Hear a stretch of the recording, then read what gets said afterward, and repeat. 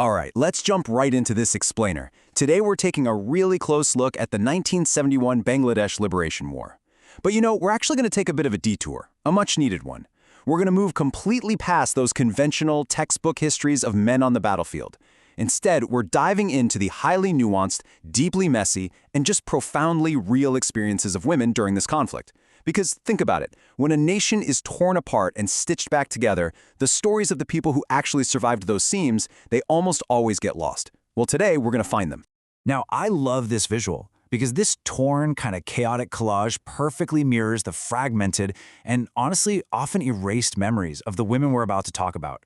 Just like these ripped pieces of paper layered over one another, the official narrative of 1971 has completely layered over the individual, everyday realities of so many women. Their stories aren't neat, they're chaotic, they're overlapping, and they are absolutely essential if we want to see the full picture of this post-colonial nation's birth. So here's our game plan for today. We're taking a character-driven case study approach. We'll start with the macro context right after the war, and then zoom into the literary experiences of four distinct women: Mariam, Buri, Kulsum, and Basanti. Finally, we'll wrap up by reclaiming these complex histories. Starting us off, Section 1, Beyond the Battlefield. So, when the dust finally settled on the 71 war, this newly formed nation of Bangladesh had to confront a massive, spectral trauma: widespread gendered and sexual violence.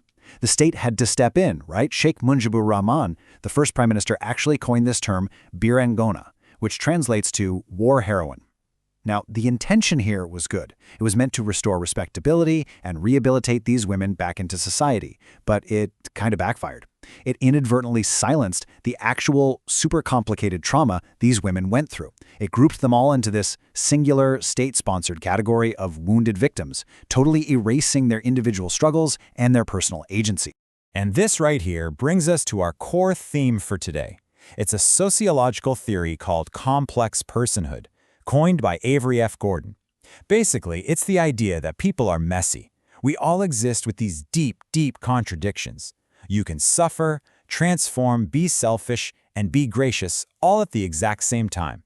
People literally cannot be reduced to simplified nationalist labels like victims or heroes. We are just so much more than that. To really see this complex personhood in action, we're going to use this roadmap of four distinct literary works.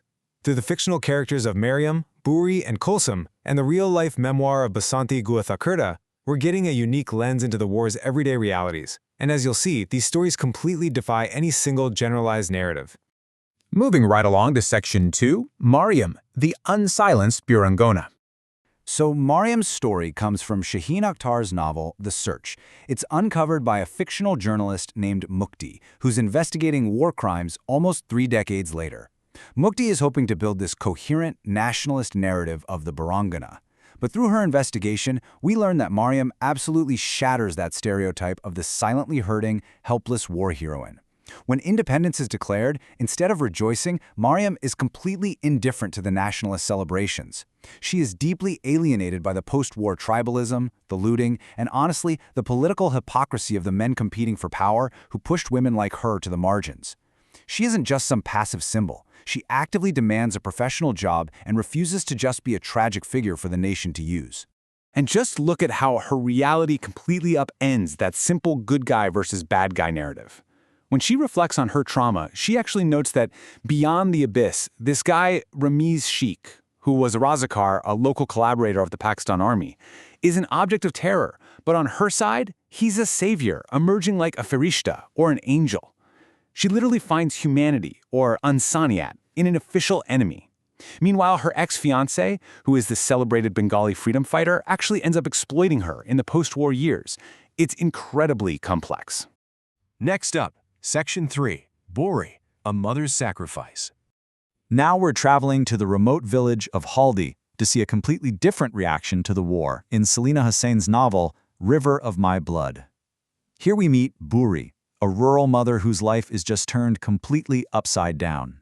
Buri basically absorbs all this nationalist fervor sweeping the country, specifically through a taped recording of Sheikh Mujibur Rahman's famous March 7th speech, which her stepson Salim translates for her. What's absolutely fascinating here is how the author shows a middle-class, patriarchal nationalist ideology being projected onto this rural woman. Buri listens to these calls for liberation and internalizes a devastating duty, the absolute necessity of sacrifice for the nation. And driven by this blinding ideology, Buri looks at her own disabled son, Rise. Because he doesn't have those typical masculine features needed for militant struggle, she views him as, well, entirely useless to the uprising, worthless even. So when the Pakistan army raids her village hunting for freedom fighters hiding in her home, Buri makes this absolutely horrifying, impossible decision. She literally shoves her disabled son out the door. She surrenders him to the soldiers to save the insurgents.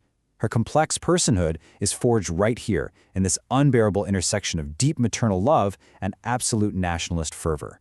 Let's shift gears to Section 4, Kulsum, the Bihari refugee. Okay, this next story requires us to look at the deeply complicated and frankly retaliatory nature of the 71 conflict.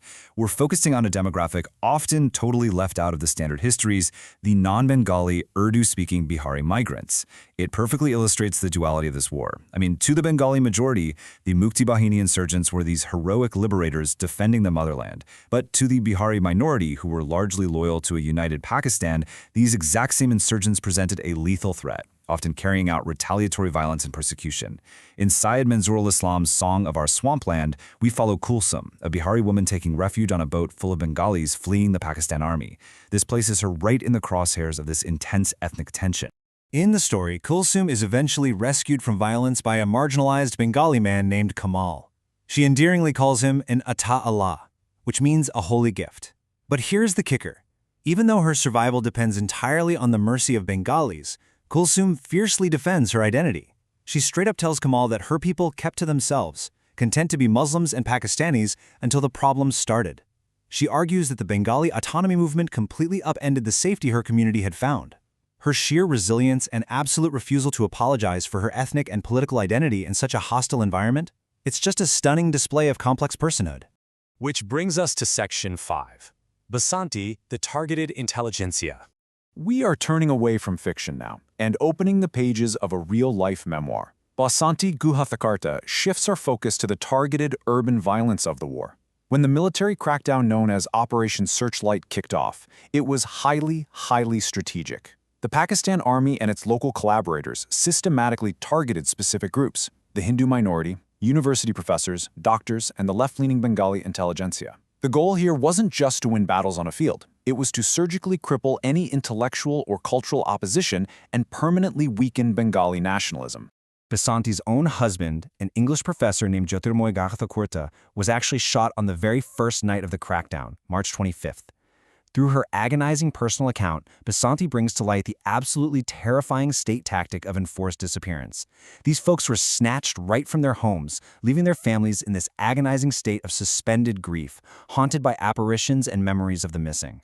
Her writing takes these missing individuals and turns them from mere statistics back into living, breathing people whose absence forever haunts the new nation.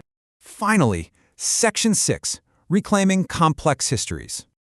All right, let's pull all these threads together. We've looked at Mariam, the unapologetic survivor, Buri, the sacrificing mother, Kulsum, the defiant refugee, and Basanti, the mourning intellectual. So what's the big takeaway here? Well, these accounts show us that the true, lived human experience completely shatters those neat state-sponsored categories. When we only ever talk about victims and heroes, we literally strip away human agency. These women negotiated extreme precarity, made impossible choices, formed unlikely bonds, and held on to their identities in the face of absolute destruction. And this matters immensely for how we consume history today. By acknowledging their complex personhood, we actually restore their agency and give them back their rightful, complicated place in history. To wrap up this explainer, I really want to leave you with a provocative thought to chew on. How does your own nation's official history erase the complex personhood of its people? What messy, uncomfortable, and just deeply human realities are hidden right beneath the surface of the history you were taught in school? Because when we finally stop looking for perfect heroes and simple victims, we might just find the truth. Thanks so much for joining me on this deep dive, and I highly encourage you to keep questioning the narratives around you. Catch you next time.